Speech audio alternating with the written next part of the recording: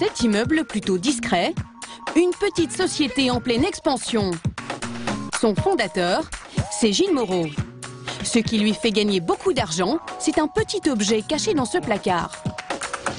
Aujourd'hui, pour acheter sur Internet, vous avez une carte bancaire, de manière classique. Eh bien, nous, on propose une autre solution, une solution alternative, des cartes prépayées. Vous allez chez le buraliste, vous achetez cette carte, vous avez un code derrière, qui équivaut donc à 25, 50 ou 100 euros, et vous achetez sur Internet tout ce que vous voulez. Voilà donc son invention, une carte pour payer sur Internet en toute sécurité.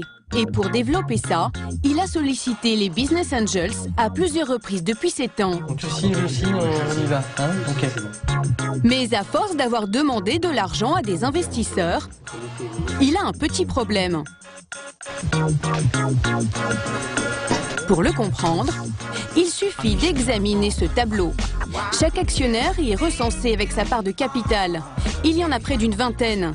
Et du coup, Gilles est devenu minoritaire dans sa propre société. Regardez, j'ai plus que 14%, d'autres sont maintenant à pratiquement 16%, donc je suis devenu le 3e actionnaire. Donc, au fur et à mesure de l'arrivée de certains actionnaires, de Business Angel, ma part a diminué. C'est le jeu. Voilà ce qui s'est passé. Lorsqu'il fonde la société, Gilles a 70% des parts du capital. Les Business Angels en ont 30%. Mais chaque fois qu'il a fait rentrer de nouveaux actionnaires dans son tour de table pour avoir de l'argent, il a rogné sur son nombre de parts. Résultat, il n'a plus que 14%. En 7 ans, il a donc réussi à très bien développer son entreprise. Mais les anges des affaires ont envahi son quotidien et lui mettent la pression presque tous les jours. Les coups de fil pour des déjeuners, c'est régulièrement entre 5 à 7 fois par mois. Donc tout ça cumulé, aujourd'hui, ça me prend environ 4 jours par mois. Mais aujourd'hui, c'est une charge très lourde pour nous. Trop lourde? Ça devient. Et ce n'est pas son seul problème. Plusieurs années après avoir investi, les Business Angels sont impatients de toucher leur plus-value. Et ils n'hésitent pas à le faire savoir par mail. C'est mail typique. Bonjour Gilles, comment allez-vous? Des nouvelles sur la société. Et par contre, en dernière phrase, comment se profile l'opération capitalistique? Voilà, c'est toujours la même chose. C'est-à-dire? Ils veulent aujourd'hui, c'est fructifier leur investissement. Pour certains, donc la plupart, ils ont investi il y a au moins 3 ans et ils veulent aujourd'hui récupérer leur investissement. On y va, Henri? Ce jour-là, justement, Gilles a convoqué les 2 représentants de tous ces Business Angels pour leur annoncer une grande nouvelle. On va démarrer?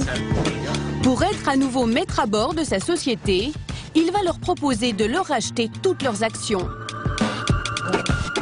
Cette opération pourra se faire probablement pour vous début mars, avec une AG qui sera donc l'AG pour nous de le revoir. Si Gilles peut leur dire au revoir au bout de 7 ans, c'est que tout a été prévu à l'avance dans ce document. Un pacte d'actionnaires qui définit le nombre de parts de chacun et les relations entre les investisseurs. C'est un pacte de mariage. Ouais. Et de divorce aussi. Et de divorce, exactement. Un divorce à l'amiable qui passe d'autant mieux qu'il va rapporter beaucoup d'argent aux Business Angels comme Raphaël Goumeau. Jusqu'à présent, il détenait moins d'1% de la société. En partant, il va toucher un chèque de près de 200 000 euros. J'ai investi, donc tu disais, 4 000 euros, d'accord, et la mise est multipliée donc par presque 50. En rachetant les parts de son entreprise, Gilles va réduire le nombre de ses actionnaires. On vous raccompagne? Mais pour éviter d'avoir un jour à faire cela, il existe une solution.